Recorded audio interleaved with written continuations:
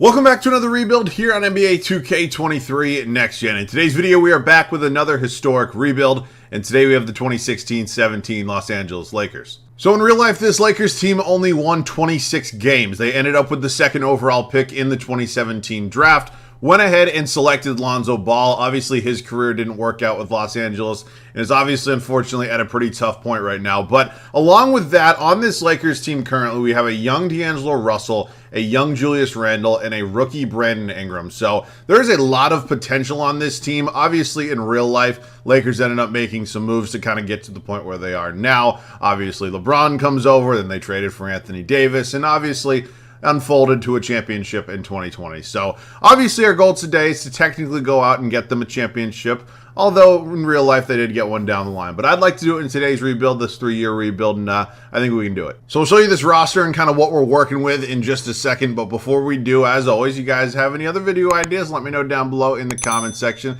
We're just over a week away until 2K24, and there's not a lot left to do here in 2K23. We're basically milking this game dry as a damn bone. So if there's anything you really want to see, let me know down below in the comment section. But I am really looking forward to 2K24, so hopefully you guys are as well. But yeah, man, this Lakers team was in a kind of a dark time for a Lakers franchise that's obviously used to a lot of success. So let's see if we can rewrite some things, get this team another championship. So let's dive into this Lakers roster in all of its glory. Obviously, this team is not very good right now. That's the reason that they had a couple high draft picks in a row. And obviously, we have our work cut out for us. There's a lot of things we have to do with this team. So position by position, we'll start out with D'Angelo Russell. This is coming off his rookie season. Obviously, the number 2 overall pick in the 2015 draft. Hasn't turned into kind of the superstar many were hoping he would be, but he's a very solid NBA player. And again, if he develops well, he could be here the whole time. We will see. We have a young Jordan Clarkson at only 24 years old. He's not a terrible backup option whatsoever. Obviously, in real life, turned out to be a 6th man of the year, and we're going to see what we can do with him today. Tyler Ennis is here. It's not a name I've heard in a minute. He's 22. It's probably not a long-term point guard option for me, if I'm being honest. Lou Williams, I think in real life, actually led this team in scoring. I don't know if he came off the bench. Lou Williams is a great 6th man. I don't know. I have no idea what I'm going to do with Lou Williams. This really doesn't fit the timeline of this team at all. We'll see. We have Nick Young here as well. Swaggy P. Doesn't really look like Swaggy P, but I guess we'll pretend it is for the sake of today's video. Small forward spot, Brandon Ingram. Obviously, this would be his rookie season. Number 2 overall pick. 3 years in a row for the Lakers, and yeah, I mean, maybe we'll get it again this year. But obviously, Brandon Ingram is an incredible player. Ends up being, I guess, I would say confidently, probably one of the better players on this team right now. Meta World Pieces here. He's 34 years old. I don't know. I mean, this was a dark time for Lakers fan base. Corey Brewer, the Luol Deng contract that I don't know if it's still getting paid out. I know they stretched it over a long period of time. Interesting to see. You got David Nwabu here as well. I have no idea if he was actually on this team or not. Julius Randle, who is going to be going into his 3rd season. 14th overall pick in the 2014 NBA draft. We're going to see how well he develops. I mean, that's kind of the name of the game today. If guys are developing well and they're playing well, and obviously that kind of translates to some wins, maybe they stick around. If not, they'll probably get traded like most of them did in real life. Larry Nance Jr. is here. He's 23, and then the center spot's probably the weakest one on the team right now. That's not to say Zubats is bad. He's just probably not going to be my center the entirety of this video. You got Thomas Robinson here as well. Good God, that is a throwback. So I might have a trade or two. I'm not going to do anything major. I know we're going to suck this year. I'm kind of going to embrace the tank and hopefully end up with the number 2 overall pick like they did in real life. So let's see what we can do. So obviously I'm trying to tank this year. I'm not hiding that fact. I want to be bad. I want a high draft pick. I want cap space in the offseason.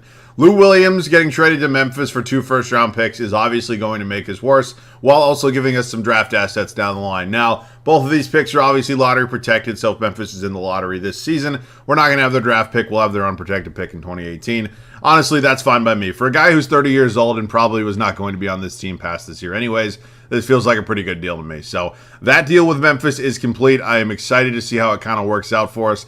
Unfortunately, now the shooting guard spot is Nick Young and Nick Young only, or whoever this is pretending to be Nick Young. So we definitely have a few more trades. Next trade is going to be coming with the New Orleans Pelicans. We are just completely clearing out our shooting guard options right now. Obviously something we are going to have to address, but Nick Young is on a 1-year deal and he's 31 years old. Getting a 1st-round pick that's top 3 protected only feels like an absolute home run for me. So it is in 2019. I'm not saying it's going to turn into anything special, but I was better than losing him for nothing in the offseason. So that deal is done with New Orleans. Obviously down the line, the Pelicans and the Lakers ended up making a much bigger deal. But for now, that's going to be our only one, and I wouldn't be surprised if we have a few more things coming. We're signing Wayne Ellington to be a backup shooting guard behind Jordan Clarkson. He was recently released, and the game's only giving me an option to bring him in on a 2-year deal, basically $4 million AAV. So it's not a terrible deal. I mean, he's obviously not going to be a long-term option, but he's happily going to be coming in here for likely one season. He's going to be the backup behind Jordan Clarkson, who I just moved to the shooting guard spot. So point guards are going to be D'Lo and Ennis. We're obviously bringing in Ellington now. I'm going to start Clarkson. He's 24.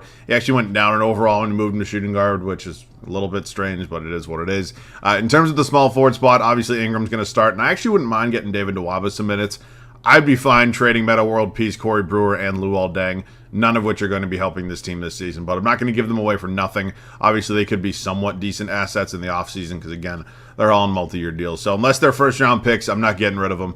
Let's just look and see what our options are here. Thank you very much. A little bit of a Los Angeles swap right there. And then I'll actually probably keep one of them here. I'll keep Corey Brewer.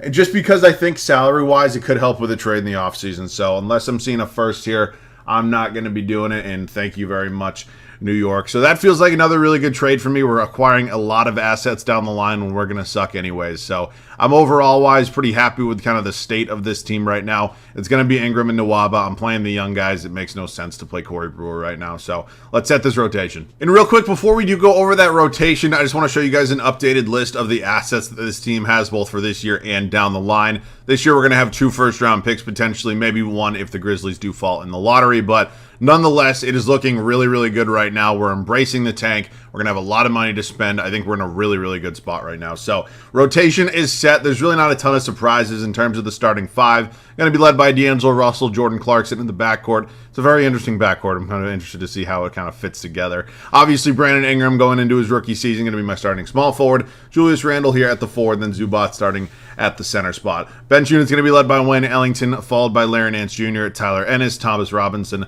and David Nwaba. Just hearing that out loud makes me want to throw up, but it is what it is for, this genius right here, Luke Walton, or whoever this is, pretending to be Luke Walton. But yeah, this was a very dark time in Los Angeles Lakers history that I think a lot of people, especially Lakers fans, would like to forget about. But they did suck for a few years, and that is what we are going through right now. So I'm excited to see how this kind of all plays out. I'll see you guys at the end of year 1. Year 1 is over, and what a painful first season it was. We won only 18 games. That's not really surprising, and this wasn't a very fun first year. Russell Westbrook's your MVP, not a triple-double, insane season nonetheless. Probably shot 42% from 3 almost. Good for you. Ben Simmons, Rookie of the Year. Prime Ben Simmons. Crazy to say. Insane season, though. Lou Williams, 6th Man of the Year. Obviously, we traded him over to Memphis. Could have been great for us, but that's obviously not our goal right now. We're not trying to have anybody be great, except for maybe some of the young players. Draymond Green is your Defensive Player of the Year. Andre Drummond, Most Improved. Ty Lue wins Coach of the Year. Damn. 68 wins over there in Cleveland. They are, they're pretty good. We're not going to be worrying about the playoffs. I don't think anybody had a question about that. We finished dead last in the West and dead last in the overall in the NBA. So it is going to be a very, very interesting draft lottery because obviously the 2017 draft has some talent in it. So here's a look at the numbers. D'Lo, Randall, Ingram is kind of our 3 leading scorers. Kind of the guys I wanted to lead the charge in terms of scoring, and I'm pretty happy with it overall. Jordan Clarkson, is our 4th scorer. Wayne Ellington, Tyler Ennis, Zubac, Nance Jr., Nwaba, Thomas Robinson. Good God. Rebounds, Randall, and assists was D'Lo. D'Lo actually had a really good season. Got to give the man credit where credit is due. So 2017 draft class. Obviously, in real life, they ended up with Lonzo Ball, number 2 overall. They could go back. Oh, wow, Cleveland. That Cleveland logo is not updated, but LeBron, I don't know why I wasn't really paying attention. We had a Cavs and Warriors final in the Warriors with Kevin Durant, I might add, who went 7. Oh, no, that was last season. Wow. I actually can't really believe this team got swept. That's kind of insane. But, who's in Cleveland? Kyrie, J.R., there's really nothing. Larry Sanders. Honestly, good for LeBron. All right, obviously the 2017 draft class, Lakers ended up with Lonzo, number 2 overall. Markelle Fultz went 1st. Tatum went 3rd. And obviously there's a bunch of other tremendously talented players. So draft lottery is going to play a very, very important part in this. I have a question. Where was Kobe? Because should he have been on this? No, this was a year after he retired, correct?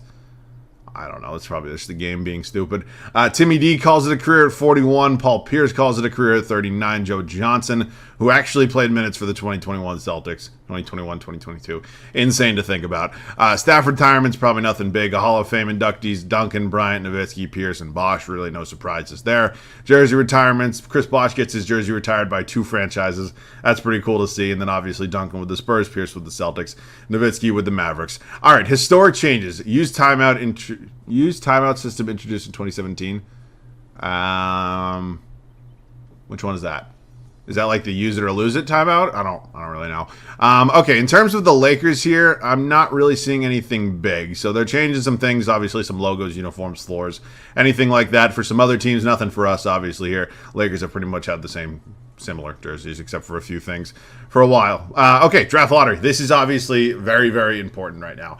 That Memphis pick, in all honesty, it's going to be probably at number 14. We're not going to have it because it's lottery protected. We'll have their unprotected pick next year. We have the number 1 chance of getting the number 1 overall pick. Can that dream become a reality? It does. We have number 1, and now we have some decisions to make because there are obviously a lot of talented players in this draft class. Let's first and foremost get to staff signing. Luke Walton is not coming back. I need to find myself a competent head coach, and I think, honestly, Mike Stauffer, who's listed as, really? We're the Los Angeles Lakers? And we have a $5.6 million budget to go out and get our head coach. Genie Bus, let's open up the checkbook a little bit here, sweetheart. We have to go out and we actually have to try to win. I mean, what are we doing? I mean, I'll offer him, but I don't think he's going to accept it. I mean, in terms of anybody else, I'll offer Jacob Underwood. Maybe he'll accept that. And then Peterson's there. I'll wait on that. Yeah, I mean, that sucks. I mean, obviously it would have been great to get Stauffer, but Underwood.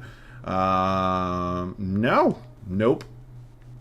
I'm just going to decline. All right, so we're bringing in Jacob Underwood. That's obviously great. He has pretty solid ratings overall. I'm excited to see how that kind of pans out. Let's head up to the draft because the number 1 overall pick, obviously in real life, ended up being Markelle Fultz. In real life, the Celtics also won the lottery, made a trade with the 76ers, and ended up with the player they always wanted in Jayson Tatum, and basically destroyed the Sixers franchise like they always do. That's just the Celtics fan in me coming out. But number 1, obviously, could go Tatum, could go Donovan Mitchell. I mean, Bam Adebayo is here. There's a lot of talent here, so we have a decision to make. We're keeping number 1, and we're going to take Jayson Tatum. As maybe you can call it my Celtics bias, and obviously shooting guard is more of a position of need than small forward, power forward, whatever you want to call it. But we know how things worked out. Donovan Mitchell is an incredible player. Do not get me wrong, and I would love to have had him on this team. And if we had number 2, I probably would have taken him. But that's not the way the cards were dealt. We ended up with number 1, and whether you want to admit it or not, Jayson Tatum is the best player from the 2017 draft class. So I'm going to take him. I did consider a trade, funny enough, with the Chicago Bulls and go out and get Jimmy Butler.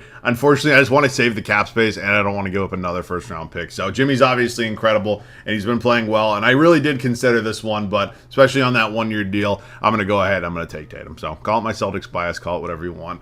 I'm sure every single Lakers fan would love to have Tatum. Obviously, he idolizes Kobe Bryant. He's going to, he's going to end up here with us. So I'm excited to see how that works out for us. We also have the number 1 overall pick in round 2. I mean, unless there's a serious trade out there for maybe me to go up and trade for like number 2 and try to get Donovan Mitchell, I don't really see it. I mean, at this point in time, I don't really know who I'm going to be trading because we have Randall, we have Ingram, obviously both forwards, and that is exactly what Jayson Tatum is. So we're going to have to make a decision at some point in time. But for now, we're just going to sim up to the number 1 overall pick in round 2 and just see if there's anybody who's real. What? Yeah. I don't know how Larry Markkinen falls that far, but I'm very excited to have him. So Tatum's a 79, Markkinen's a 74. Hell yes. Thank God I didn't trade that pick away. Team player options, everybody here is going to be coming back. And we should have a little bit of money to play with. David Nwaba probably not going to be getting qualified. We have a lot of forwards anyways. In terms of free agency, oh boy. Damian Lillard is here. Okay. So, obviously, I don't really need Carmelo Anthony. Prime John Wall is here, and he was just unbelievably talented.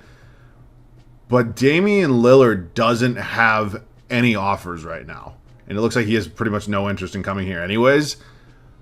But damn, this free agency class is not that great. I mean, I could save my money for next year, but we're going to figure this one out. We are making 2 major splashes here in free agency. We are signing Damian Lillard and Hassan Whiteside. I don't know if you guys remember how good Hassan Whiteside was once upon a time, but he's still that good right now. And yeah, as much as I like Ivica Zubac, he's not going to be my starting center. So huge splashes here. Damian Lillard, superstar, obviously great to have. Hassan Whiteside going to lock down that center spot. This feels like a really successful offseason. I tried to sign John Wall. He wasn't having it. I think he ends up going to New York. Yeah, he does. That would have been crazy. But Damian Lillard in the long run ended up being better than John Wall anyway, so I'm not really too worried about it. But I am very, very excited to see how this team kind of comes together. Obviously, next free agency could be really good as well, and we probably won't have a ton of money, but this is absolutely insane right now, and there's still a potential trade on the horizon because I don't know whether I want to keep D'Lo, move him to the shooting guard spot. Obviously, you have to make a decision between Randall, Tatum, and Ingram. And, yeah, I mean, nothing's finalized yet, so hang with me. We're going to be sending Wayne Ellington and Corey Brewer over to the Orlando Magic for Elfrid Payton and a first-round pick. That's lottery protected in 2018, which will be next year's draft. Elfrid Payton actually had a really good season last year with the Orlando Magic. So I'm going to bring him in to back up Damian Lillard. We don't really have a backup point guard at this point. And we get a first-round pick for two veterans that probably weren't going to be on the team anyways. So feels like a really good trade to me. I moved D'Lo to the shooting guard spot. He went down in overall. I'm going to see how it works for a year. And then we're going to kind of go on a year-to-year basis. I mean, if he plays well, I'll obviously leave him there. If not, we'll find a different shooting guard. But I actually looked for, at shooting guard options, and this was a very weird time for shooting guards. Like, you have the elite of the elite, like Harden and probably Thompson. At this time, you have maybe a tier below, like DeRozan, probably Beal, McCollum, and then, like, other than that, there's not a lot going on here for shooting guards, especially anything that I'm, like, really loving. So, like, there's a lot of good players here and guys that ended up being really good, but right now I'm not really seeing much I love. But obviously, we've had a hugely successful offseason. Acquisition of Damian Lillard is just absolutely insane. I got to make a decision of what I'm going to do here because I really don't feel like I need both of them as much as it, like, honestly kind of sucks. I really don't.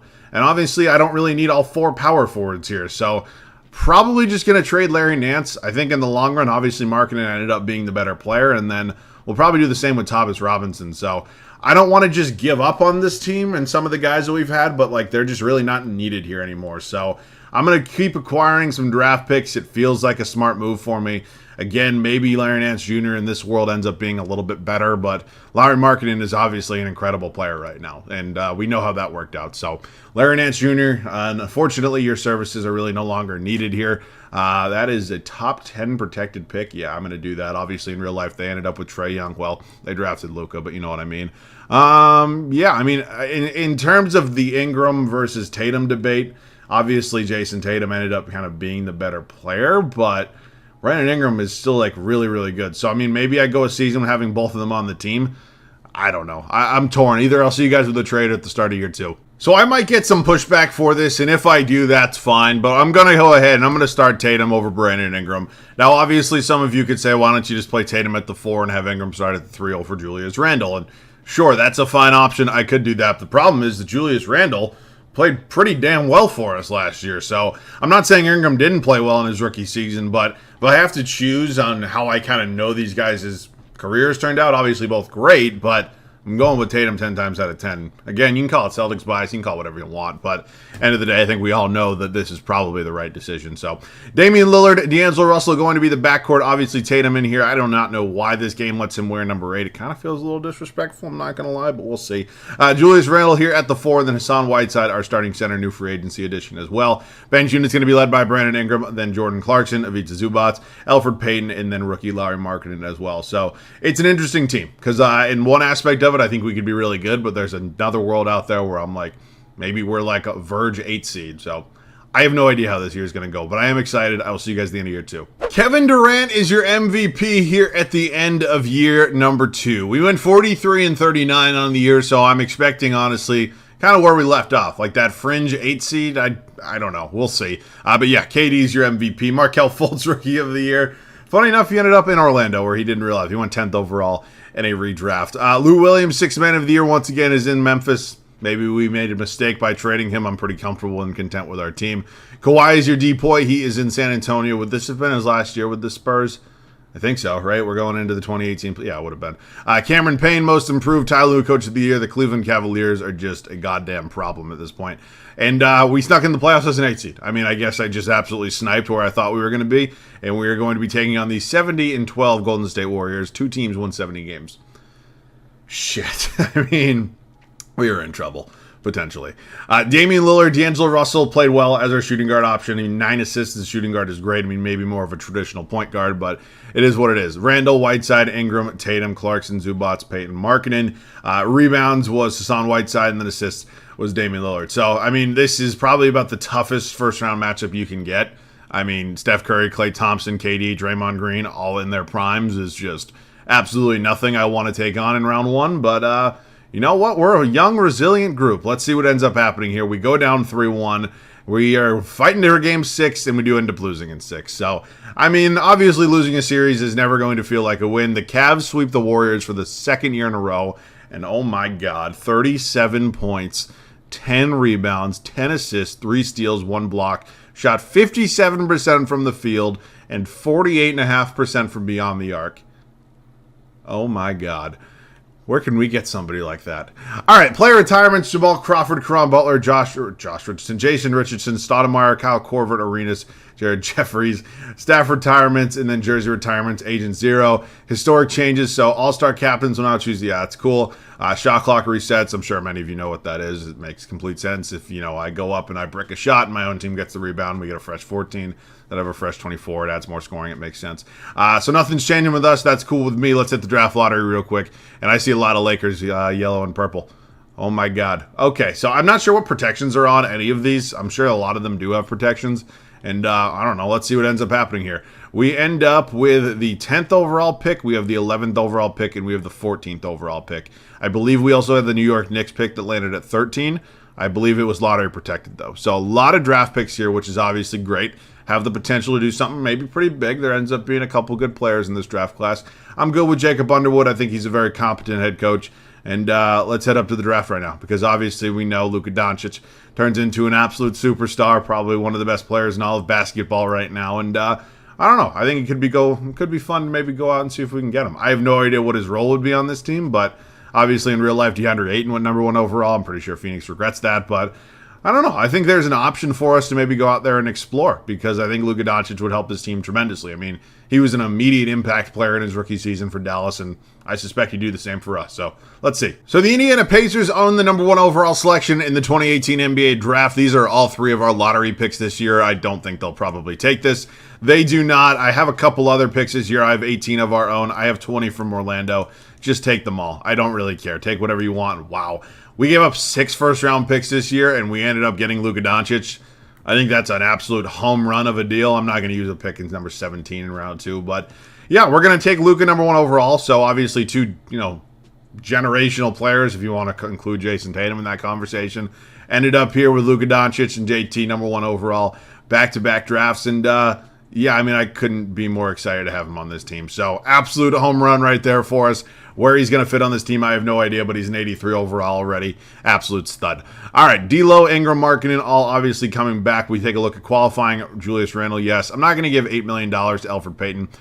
He didn't play nearly as well as he did for Orlando. Obviously, minutes restrictions going to kind of have an effect on that, but not going to pay him $8 million. I'll qualify Clarkson. Brandon Bass is on this. That's Draymond Green.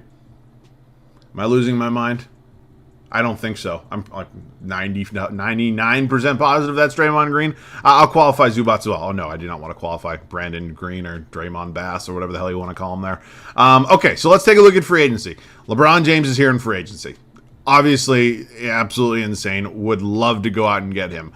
Do we have money? Yeah, we don't have any money. I mean, I could make cap space. Why is LeBron restricted? What? Oh, that is just ludicrous. Why the hell is LeBron James... That's a pain in the ass. He obviously should not be restricted right now. He's 33. He's gone through multiple contracts. He would not be a restricted free agent. So that's the game screwing up. And that's obviously pretty unfortunate, because I would have loved to have made a run at LeBron James. But there are other options here. I mean, do I go out and do I get a Paul George? Do I maybe go out and try to get a Jimmy Butler? I mean, we have options. What we have to do if we want to do that is just clear up some cap space. So I don't necessarily think that's the worst idea in the world. We are basically like $8 million off from going out and getting Jimmy Butler. Obviously, if we do that, we'll probably have to lose like Julius Randle. So probably going to have to trade Hassan Whiteside, who, quite honestly, I don't really mind doing that, because $21 million, not necessarily saying he didn't fit his role well, but Hassan Whiteside, obviously, in real life kind of fell off a cliff, and I'm hoping that same scenario does not happen here because I'd like to go out and really get some marquee free agents. So let's see what we can do. We're going to work on a deal here with the Indiana Pacers. We are going to try to acquire Miles Turner, who in terms of overall is 2 less than Hassan Whiteside. He has the same exact trade value, and he makes about $15-16 million less. So I would love to do this. Obviously, they have some cap space. They want 2 first. They want to give me Kevin Huerter as well. Honestly, I don't really need Kevin Huerter, so that's fine by me. All right, so obviously we saved some money there with Miles Turner. He's also going to go up in overalls, not down, and that feels like a very, again, successful trade to me. Oh my, can you just imagine? This is just insane. I actually have no idea how this team's going to play out. I really don't. I'm actually lost right now, quite honestly.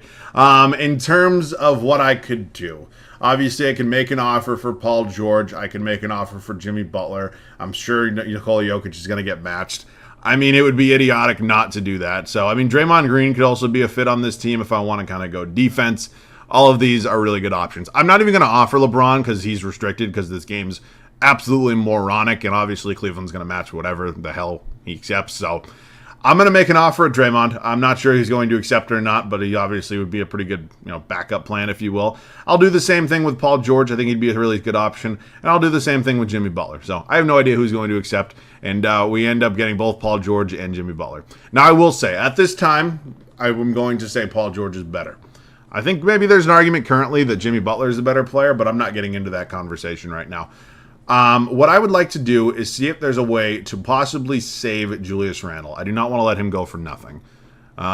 Torrey Craig can go, and then so we're what? We're about $1 million off from saving Julius Randle. So, is there anybody here? Shit.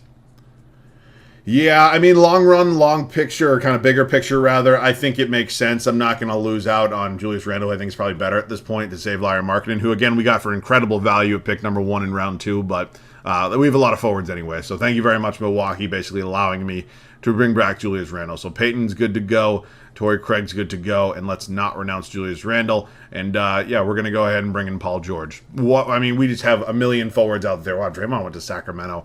I mean, we have just way too many forwards at this point, and quite honestly, I have no idea what we're going to do with this team, but we're going to figure something out because there is an insane amount of talent here, and I am very, very excited to see how this kind of plays out. So I also want to make sure I'm able to get Julius Randle back. Wow, that's a pretty cheap contract. Obviously, do not want to lose him for nothing. I think this team is in an incredible position right now. So I have an idea in mind. Here's what we're going to do. I'm going to move Luka to the shooting guard spot. He goes down in overall. I'm going to move Tatum to the power forward spot. He stays the same. And then here's how it's going to work. It's going to be Damian Lillard, whoever we have as his backup, Russell and Doncic. I have no idea who's going to start. Probably whoever the game wants me to start. It's going to be George and Ingram. It's going to be Tatum and Randall, and then I'll find a backup center as well.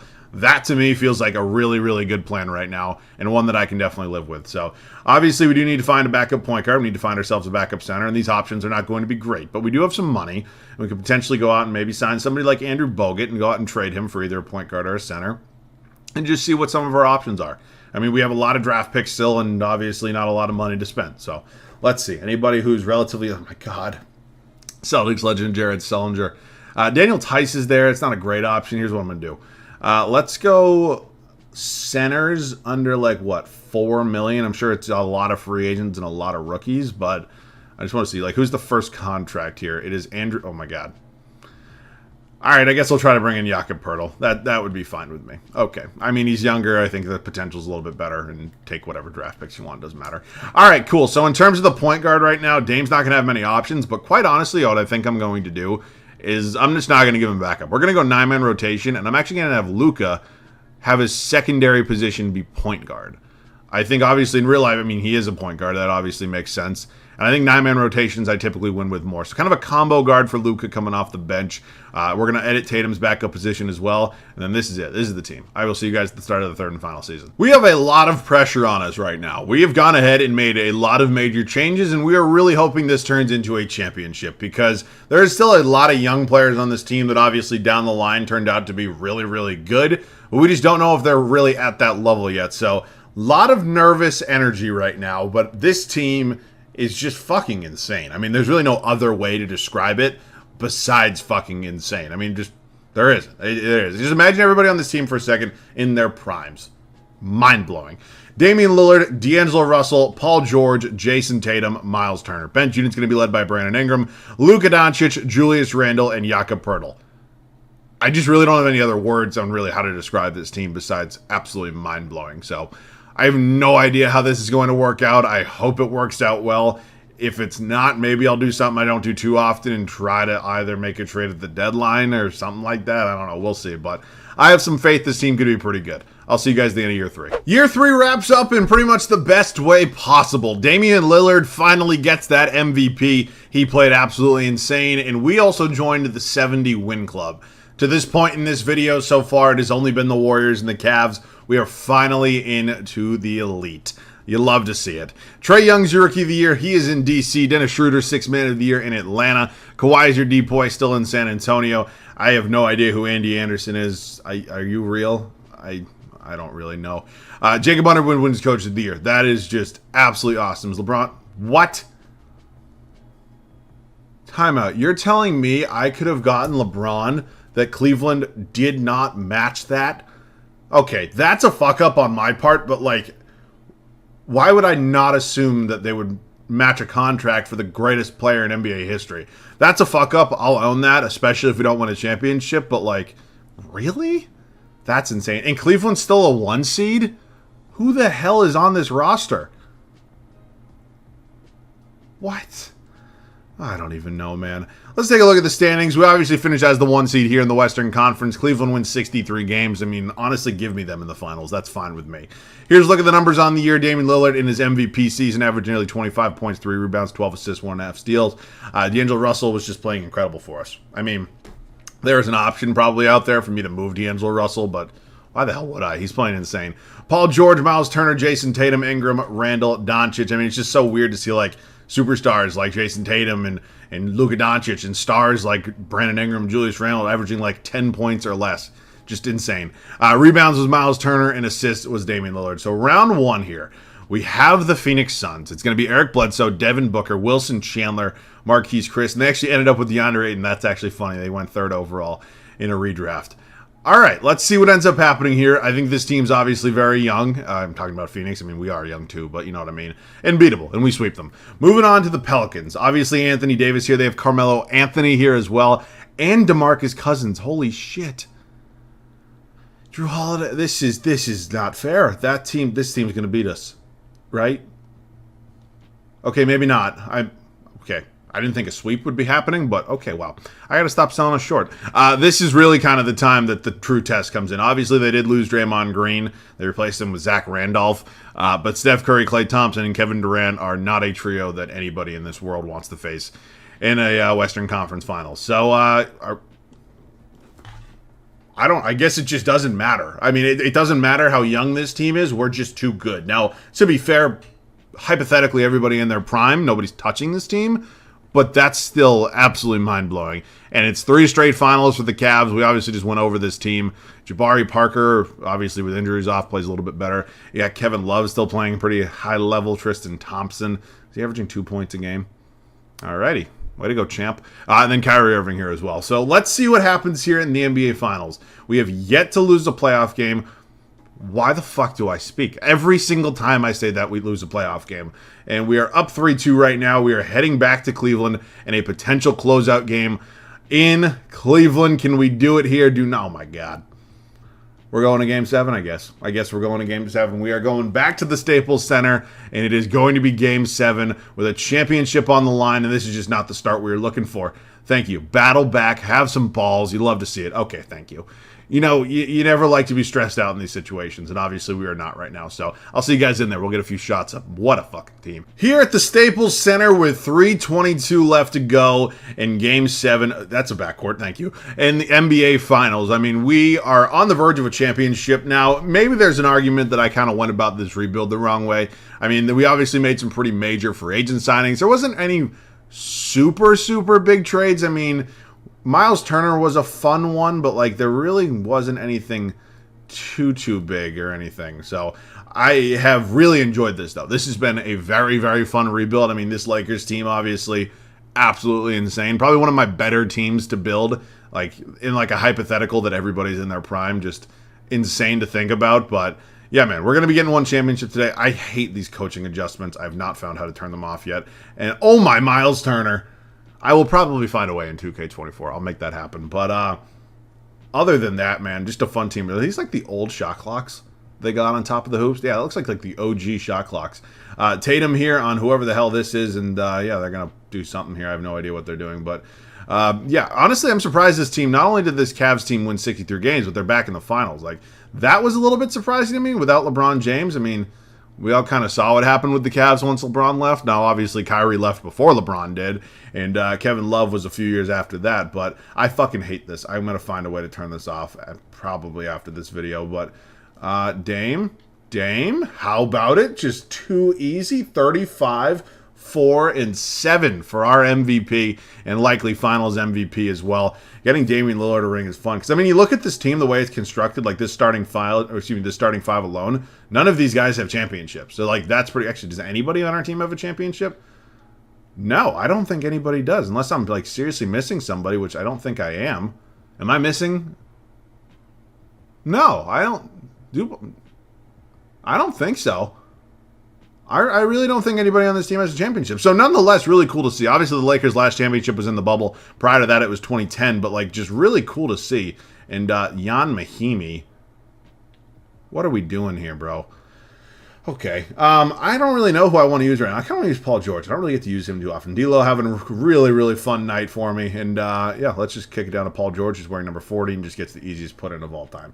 All right, this is getting a little stagnant. This video's been long enough. I'm assuming D'Angelo Russell. I'm assuming Damian Lillard won Finals MVP. Let's wrap this one up. We end up beating the Cavs in a thrilling 7-game series, and Damian Lillard at age 28 gets that Finals MVP. I mean, you truly do love to see it. What a team. What a ride. Absolutely insane. And honestly, I feel like we didn't even really utilize Luka Doncic at all. Absolutely mind-blowing. I mean, this was a ton of fun. This was a super, super fun rebuild, and I'm really glad it kind of turned into this because this team was mind-bogglingly good. I mean, just a ton of fun.